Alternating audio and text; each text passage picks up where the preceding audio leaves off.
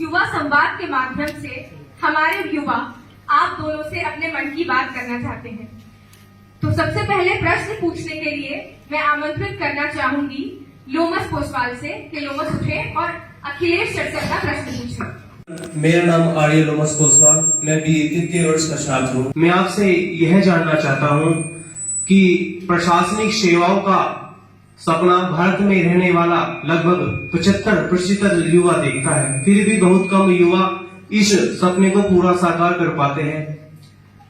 ऐसी क्या कमी रह जाती है उन युवाओं में जो उस सपने को वो पूरा नहीं कर पाते? कृपया आप मार्गदर्शित करें कि इस लक्ष्य को किस प्रकार आगे बढ़ा सकते हैं।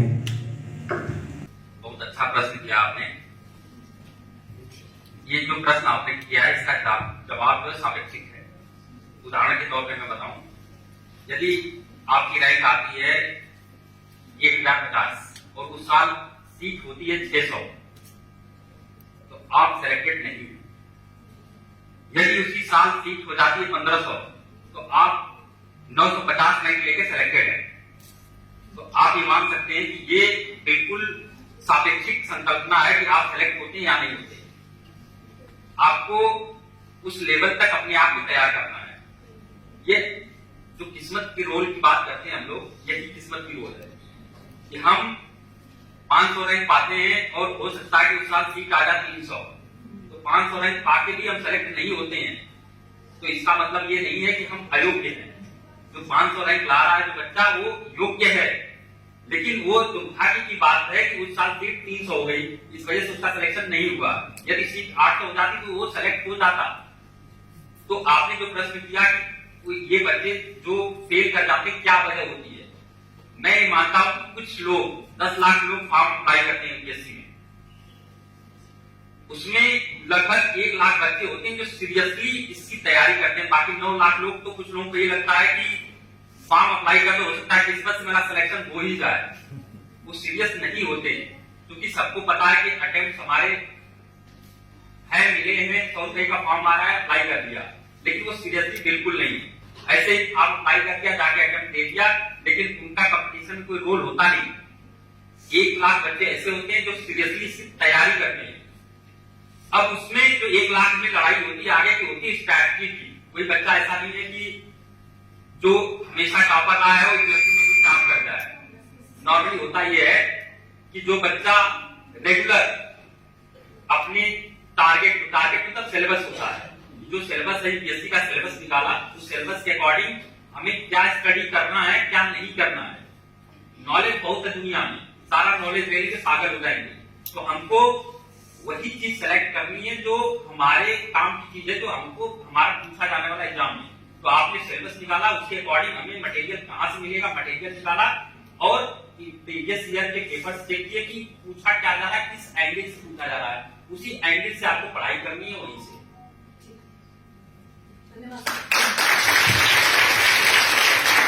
धन्यवाद सर। अब मैं अपने अगले जो प्रश्न पूछने वाली कोमल है उनको आमंत्रित करती हूँ कि वो श्रुति मैम से अपना प्रश्न पूछें। जैन महोदया, जैसा हम सब जानते हैं कि प्रशासनिक सेवा विशेष रूप से यूपीएससी के लिए लगभग 1 साल का समय लगता है। ऐसे में इतने लंबे समय तक अपने आप को धैर्यवान बनाए रखना और अपने आप को प्रत्येक दिन आने वाले समय में ऊर्जावान बनाए रखना किस प्रकार संभव हो पाता है? थैंक यू आपके प्रश्न के लिए। बहुत ही रेलेवेंट प्रश्न है जो हर किसी के दिमाग में ये आता है पूरी जर्नी में। और आपने 1 साल के लिए बोला, 1 साल किसी को नहीं लगता, 1 साल से हमेशा ज्यादा ही लगता है। कुछ एग्जाम का प्रोसेस जो होता है वो 2 साल का होता है। 1 साल आप अगर फर्स्ट अटेम्प्ट में भी कोई निकाल रहा है 1 साल पढ़ के, उसके बाद 1 साल पढ़ता है, उसके बाद पहला प्रीलिम्स देता है, प्रीलिम्स के कई महीने बाद मेंस, तो वो पूरा 2 साल अगर आप मिनिमम लो तो 2 साल लगते हैं। और औसतन मतलब 3-4 साल अगर कोई प्रिपरेशन कर रहा है तो वो चले जाते हैं। तो सबसे पहले एंग्जाइटी होती है। और अगर आप थोड़ा लोअर मिडिल क्लास फैमिली से आ रहे होते हो तो ये रहता है कि आप पैसा खर्च ही हो रहा होता है, बहुत सारी चीजों में आ नहीं रहा होता है। और ये मुझे लगता है कई बार थोड़े जो और हमारी सोसाइटी में प्रेशर जो है वो मेल मेंबर्स पर और ज्यादा होता है। कई बार लड़कियों के लिए होता है कि शादी कई बार बोल रहे होते हैं लोग अगर उसमें, तो ये मतलब प्रेशर कांस्टेंट रहता है कि हमारा समय जा रहा है, 2 साल तक हमें ये भी नहीं पता है कि हम जो मेहनत कर रहे हैं उसका नतीजा निकलेगा कि नहीं निकलेगा।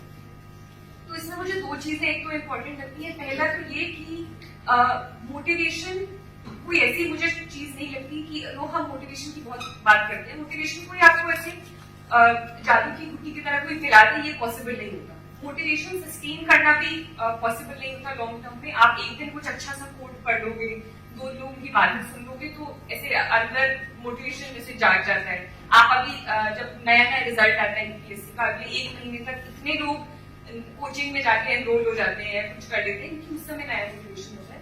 मेरे अकॉर्डिंग मोटिवेशन से ज्यादा इंपॉर्टेंट होता है डिसिप्लिन।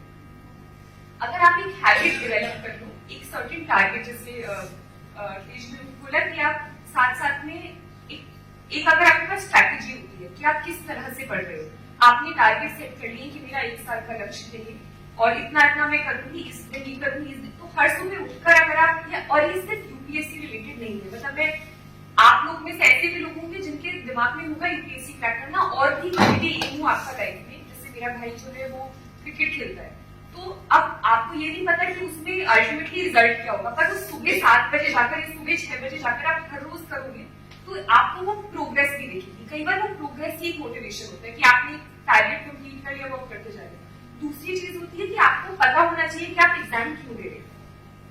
आप कई बार दूसरों की देखा देखी में, आजकल सोशल मीडिया पर ये इतना ज्यादा चलन चल गया है कि आपको लगता है कि बहुत स्टेटस होता है, पावर होती है, ये होती है, तो ये भी बहुत शॉर्ट टर्म रहता है। आई फील कि आपको जब तक असल में नहीं पता कि आप एग्जाम दे क्यों रहे हो, आपका मन क्यों है एग्जाम देने का, तो कई बार जब आप डीमोटिवेशन वाला फेज आता है तो आपको खुद को रिमाइंड कराना पड़ता है।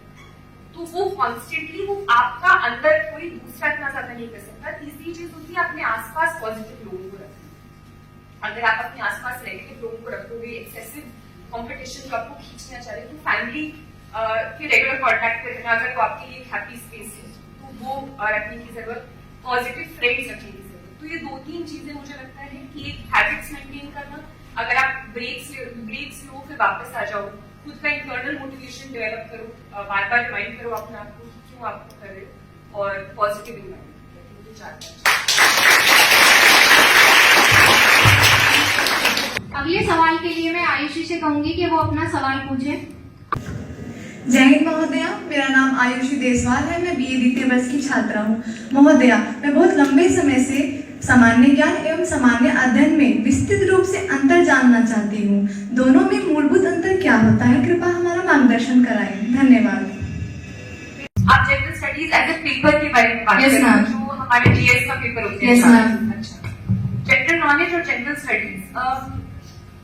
जनरल स्टडीज अगर आप देखो, जनरल स्टडीज हमारा उसको बोला जाता है 4 हमारे टॉपिक्स और 4 पेपर्स होते हैं मेंस एग्जामिनेशन। Yes ma'am. जो जनरल स्टडीज होता है उसका बहुत क्लियर कट सिलेबस मेंशन है। जनरल नॉलेज वो एक फैक्ट एंड ट्रिविया वाली चीजें हो जाती है कि आप कुछ लोगों को थोड़ा ट्रिविया पता होता है, आप जनरल अखबार थोड़ा पढ़ रहे हो, देख रहे हो।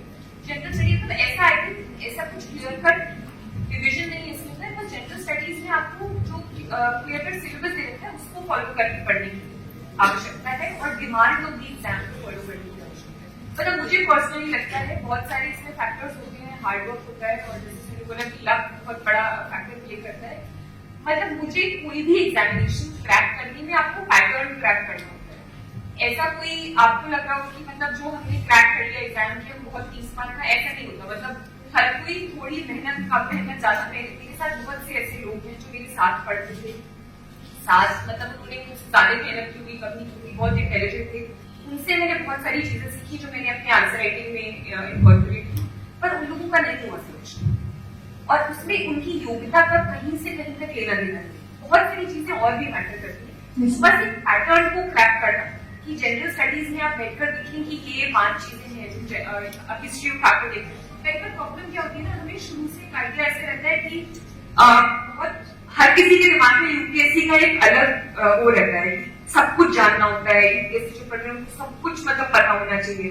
तो आप सिर्फ एक बड़े से उसमें पढ़ने के बजाय एक स्ट्रैटेजी लेकर चलोगे, एक फोकस लेकर चलोगे जो पूछा गया है। जैसे हिस्ट्री में जो 2 लाइन लिखी हुई है उसमें सिलेबस में, या फिर पॉलिटी में ऐसे सेल्फ हेल्प था, मुझे याद है GS1 में सोसाइटी के 4-5 पॉइंट्स थे जो लोग ढंग से नहीं देखते थे और क्वेश्चन हमेशा उन्हीं के अराउंड आते थे।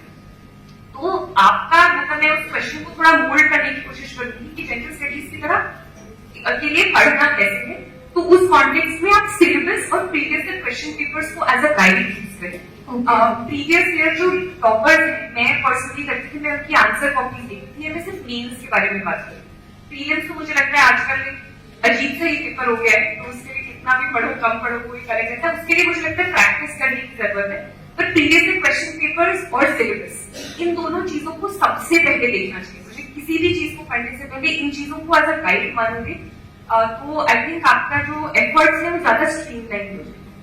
धन्यवाद मैम। मैं आमंत्रित करना चाहूंगी प्रज्ञा को कि वो जो प्रश्न सर से पूछना चाहती थी वो पूछे। जय हिंद। तो मेरा नाम प्रज्ञा है, मैं बीएड डिपार्टमेंट की छात्र हूँ। मैं आपसे ये जानना चाहती हूँ कि आपने अपने सामान्य ज्ञान व सामान्य अध्ययन की तैयारी कहाँ से की और वह कौन सी पुस्तक या फिर दैनिक समाचार थे जिनका आपने अध्ययन किया? धन्यवाद। सामान्य अध्ययन और सामान्य ज्ञान, आपको क्या लगता है कि सामान्य ज्ञान कहीं से पढ़ने वाली चीज है? मुझे ऐसा नहीं लगता। मुझे ऐसा लगता है कि सामान्य ज्ञान ऐसा ज्ञान है जो सामान्य है, सभी इंसान को आना चाहिए। जैसे उदाहरण के लिए समझिए कि हमारे पॉलिटिकल सिस्टम में क्या चल रहा है, कैसे चल रहा है, हमारे देश की अर्थव्यवस्था में क्या चल रहा है, कैसे चल रहा है, क्यों चल रहा है, हमारे यहाँ कल्चर में क्या चल रहा है। हमारा इतना सांस्कृतिक विविधताओं का देश है, तो उसमें किस राज्य में कौन सा नृत्य प्रसिद्ध है, कौन सा गान प्रसिद्ध है, ये सब चीजें क्या आपको नहीं, हम लोग अपने देश का भ्रमण करते हैं तो वहां क्या देखने वाली, पहाड़ी देखने वाली चीज होती है, पहाड़ी देश का नाम नहीं पता है।